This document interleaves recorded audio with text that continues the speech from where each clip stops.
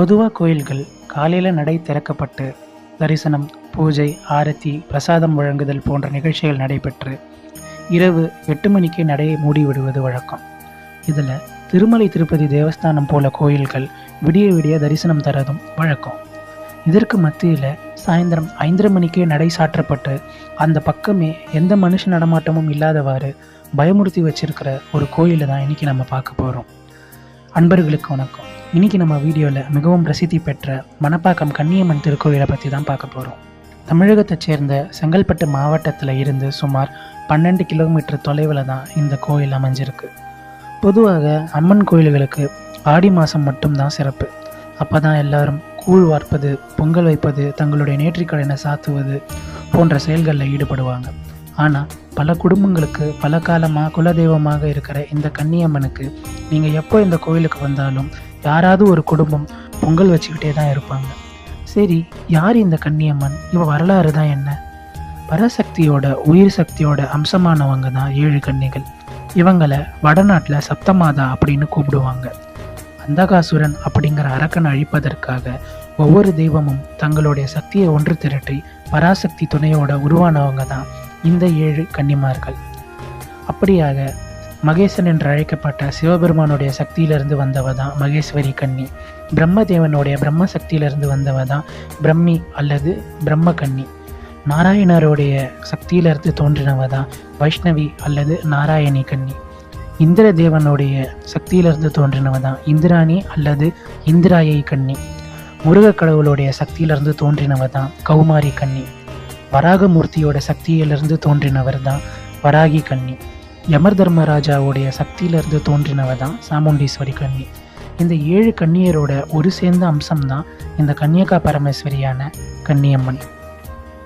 சரி, மணப்பாக்கத்துக்கும் கன்னியம்மன் எப்படி தோன்றினான்னு பார்த்தா, இப்போ இருக்கிற கோயிலோட பேசிக் அமைப்பே 18ஆம் நூற்றாண்டில் ஏற்பட்டதுன்னு சொல்கிறாங்க. அதுக்கும் முன்னாடியே இது ஒரு காட்டு கோயிலாக இருந்திருக்குன்னு சொல்கிறாங்க. இப்போவும் இந்த பகுதியில் உள்ள மலைகள், பாதி உயிர்ப்போடு இருக்கிற பாலாறு, இதெல்லாம் பார்த்தீங்கன்னா இது வனக்கோயில் அப்படிங்கிறத நீங்களே ஊர்ஜிதப்படுத்திக்கலாம். மன்னராட்சி காலத்தில் வனப்பகுதியாக இருந்த இந்த இடத்த ஒரு துஷ்ட சக்தி ஆக்கிரமித்து பயங்கரமான அக்கிரமங்கள் செஞ்சுட்டு இருந்ததாக சொல்கிறாங்க. இந்த கொடுமைகள் தாங்க முடியாமல் மக்கள் மன்னன் கிட்ட முறையிட, மன்னனோ தெய்வமான பராசக்தி கிட்ட முறையிட்டார்.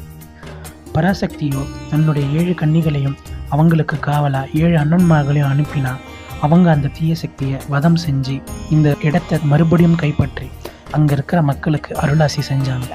அங்கே இருக்க மக்களுடைய கோரிக்கையை ஏற்று அந்த இடத்திலேயே தங்கி இன்றைக்கும் இந்த உலகத்தையும் அந்த ஊரையும் காத்துனாங்க.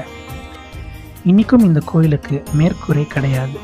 என்னுடைய அனுபவத்தில் உணர்ந்தது என்னன்னா, பழமை மாறாமல் இப்படி வெட்டவெளி தொடர்பில் இருக்கிறதுனால பிரபஞ்ச ஆற்றல் கோயிலுக்கும் அங்கே இருக்கிற மூலஸ்தானத்தில் இருக்கிற விக்கிரகங்களுக்கும் நிறையவே கிடைக்கும். நம்ம கேட்டது கிடைக்கும்.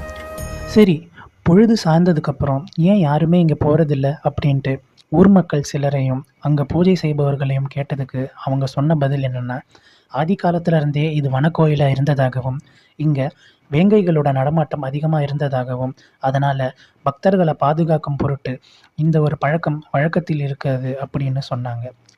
இன்னும் சிலர் கன்னிகா பரமேஸ்வரி பாலாத்தில் நீராடிட்டு வருவதாகவும் அவள் சின்னஞ்சிறு பெண் அப்படிங்கிறதுனால அவளுக்கு காவலாக 7 அண்ணன்மார்களும் வேங்கை வடிவத்தில் நடமாடுவதாகவும் பக்தர்கள் யாராவது குறுக்க வந்து அடிச்சிடுவாங்க அப்படின்னு பயந்தும் இந்த பழக்கம் வழக்கத்தில் இருக்குது அப்படின்னு சொல்கிறாங்க.